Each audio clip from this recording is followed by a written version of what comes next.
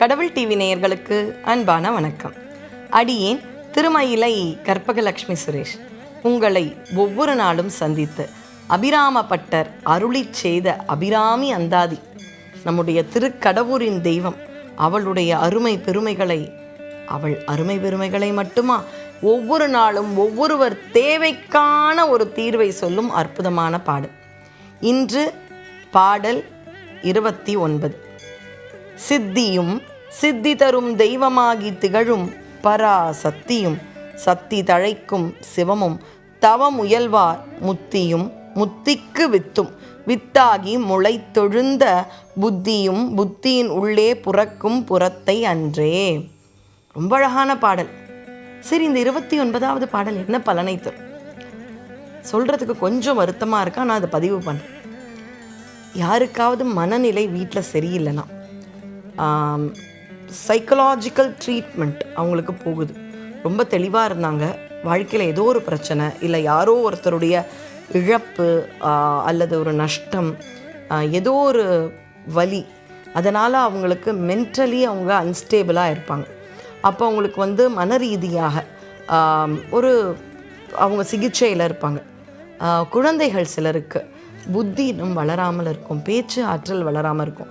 இப்போ அதை ஆங்கிலத்தில் ஆட்டிசம் அப்படின்னு சொல்கிறாங்க.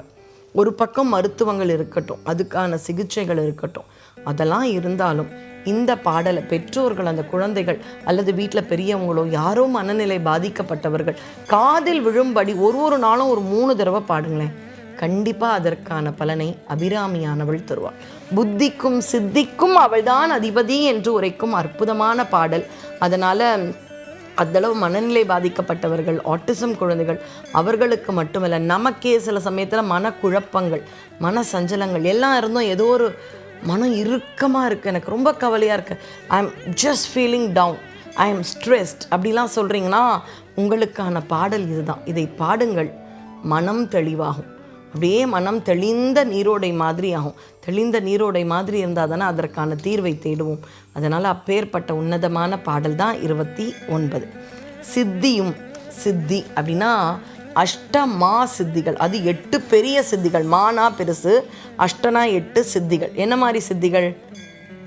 ரொம்ப குட்டியாகவும் முடியும், எனக்கு ரொம்ப பெருசாகவும் முடியும், என்னை ரொம்ப அப்படியே லேசாக்கிக்கவும் முடியும், கனமாக்கிக்கவும் முடியும். அனிமா, லஹிமா, இந்த மாதிரி 8 சக்திகள். இதில் தான் பார்த்திங்கன்னா கூடு விட்டு கூடு பாயிருது. இதெல்லாம் பார்த்திங்கன்னா சர்வசாதாரணமாக அனுமன் ராமாயணத்தில் செஞ்சுருப்பார் அருளாளர்களுக்கு. சித்தர்கள்னு சித்தி, இந்த சித்திகள் இருக்கும், இதை வச்சு நான் என்ன வேணாலும் பண்ணுறேன்ற மாதிரி அதுலேயே நின்றுட்டோன்னா சித்தர்கள் இல்லை.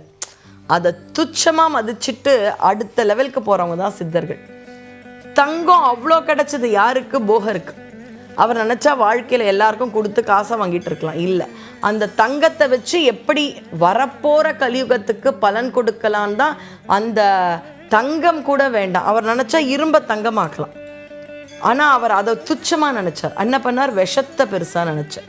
9 விஷங்களை வச்சு நவபாஷான முருகன் சிலையை பழனி முருகனாக கொடுத்துட்டார்.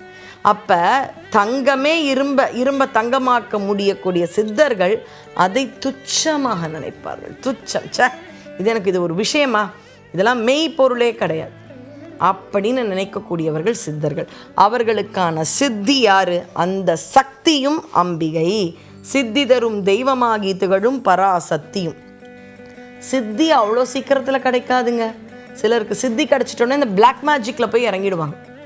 ஆனால் அந்த சித்தியை தர்றதும் யாருன்னா பராசக்தி தான்.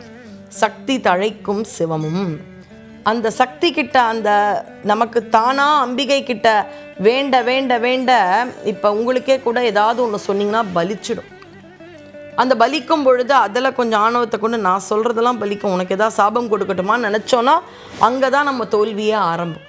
அம்பாள் அந்த தெய்வ சக்தியை கொடுக்க ஆரம்பிப்பா. தெய்வ சக்தி வர வர வர ஆணவம் கூடாது, பணிவு வரணும். அப்போ சிவமும் வரும். சக்தி வரும்பொழுது அந்த இடத்துல சிவம் அப்படின்ற ஒரு மேலான பரம்பொருளும் நம்ம கூட வரும்.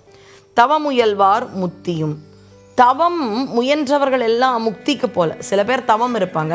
ராவணன், சூரபத்மன், தக்ஷன், இவங்கெல்லாம் தவம் இருந்தவங்க அடுத்தது எங்கே போயிருக்கணும்? கடவுள் நேராக வந்துட்டோன்னா முக்தி கேட்டிருக்கணும். அதை விட்டுட்டு நான் தான் எல்லாரையும் ஆட்சி செய்யணும், எனக்கு எல்லாரும் அடிமையாக இருக்கணும், எனக்கு அழிவே கூடாது.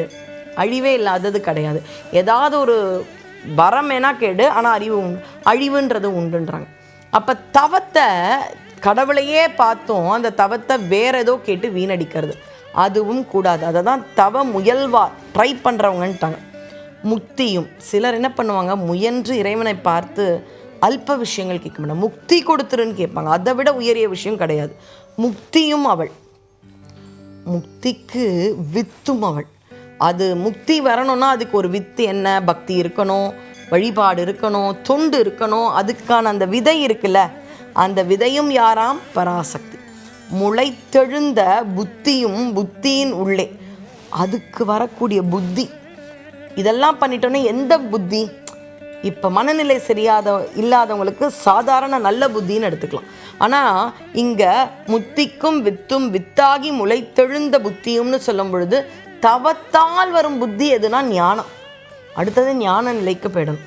புத்தியின் உள்ளே புறக்கும் புறத்தை என்று, அதுக்குள்ளேயும் யார் இருக்கா? அந்த புத்திக்குள்ளேயும் யார் இருக்கானா? அம்பிகை. அப்போ அம்பிகை வழிபாடு வர வர வர புத்திக்குள்ள அம்பாள் வந்துட்டா மனநிலை சீராயிடும். அதனால் யாருக்காவது மனவியாதிகள் இருந்தால், குழந்தைகளுக்கு கொஞ்சம் பேச்சு வரல, அந்த ஆட்டிசமாக இருக்குது, மனநிலை சரியில்லை குழந்தைகளுக்குன்னா பெற்றவர்களுக்கு எவ்வளோ பதைக்கும். தயவு செஞ்சு 29வது பாடலை நம்பிக்கையோடு படியுங்கள். பராசக்தி அருள் செய்வாள். நன்றி, வணக்கம்.